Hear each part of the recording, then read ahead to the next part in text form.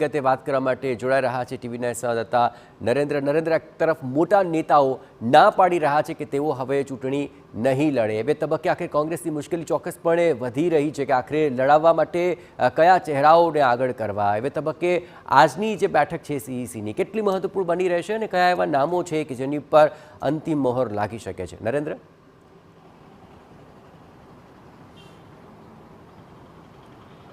जी कांग्रेसની working કમિટીની બેઠક આજે દિલ્હીમાં મળવા માટે જઈ રહી છે। એ બેઠક માટે અમિત ચાવડા, આ સિવાય શક્તિસિંહ ગોહિલ અને પ્રદેશ પ્રભારી સહિતના તમામ જે મહત્વપૂર્ણ નેતાઓ છે તેઓ દિલ્હી પહોંચી ચૂક્યા છે અને દિલ્હી થોડી જ વારમાં આ બેઠક શરૂ થવા માટે જઈ રહી છે। કોંગ્રેસે અગાઉ 7 બેઠકોના નામ જાહેર કર્યા હતા। આ સિવાય 2 બેઠકો આમ આદમી પાર્ટીની, એટલે કે કુલ 17 બેઠકો બાકી રહેતી હતી અને એ પૈકી રોહન ગુપ્તાએ ગઈકાલે ના પાડી દીધી છે કે તેઓ અમદાવાદ પૂર્વથી ચૂંટણી લડવા નથી માંગતા। એટલે કે કોંગ્રેસે લગભગ 18 બેઠકો હજુ પણ જાહેર કરવાની બાકી રહે છે અને આજે જે બેઠક મળવાની છે એમાં લગભગ 14 નામો પર કોંગ્રેસ દ્વારા આજે ચર્ચા કરવામાં આવશે।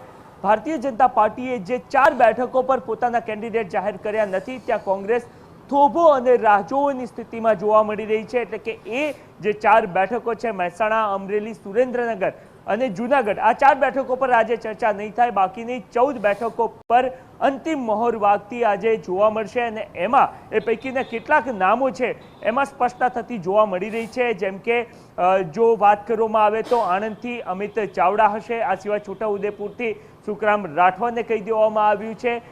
એ સહિતની જે કેટલીક બેઠકો છે, જેમ કે અમરેલી બેઠક પરથી પણ કેટલાક નામો, જે 2 નામો પર ચર્ચા થવાની શક્યતા છે, એમાં પ્રતાપ દુધાત અને એ સિવાય જૈની ઠુમ્મરના નામની ચર્ચા થઈ રહી છે।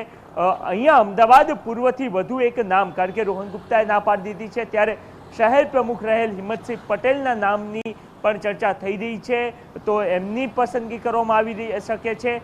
પાટણથી વાત કરવામાં આવે તો પાટણ લોકસભા બેઠક પરથી ચંદનજી ઠાકોરના નામની ચર્ચા થઈ રહી છે, મહેસાણાથી બળદેવજી ઠાકોર અને એ જ રીતના અન્ય તમામ બેઠકો છે ત્યાં કોંગ્રેસ પાસે ઓલરેડી 1 અથવા તો 2 નામોની પેનલ તૈયાર છે। માત્ર ને માત્ર મહોર વાગવાની બાકી છે, એટલે કે એ તમામ જે 14 બેઠકો છે એના પર આજે અંતિમ મહોર વાગી જાય એ પ્રકારની સ્થિતિ સ્પષ્ટ થતી આજે જોવા મળી રહી છે અને બપોર બાદ અથવા તો આવતીકાલે એ તમામ 14 નામોની જાહેરાત પણ કોંગ્રેસ દ્વારા કરવામાં આવી શકે છે। જી આભાર નરેન્દ્ર।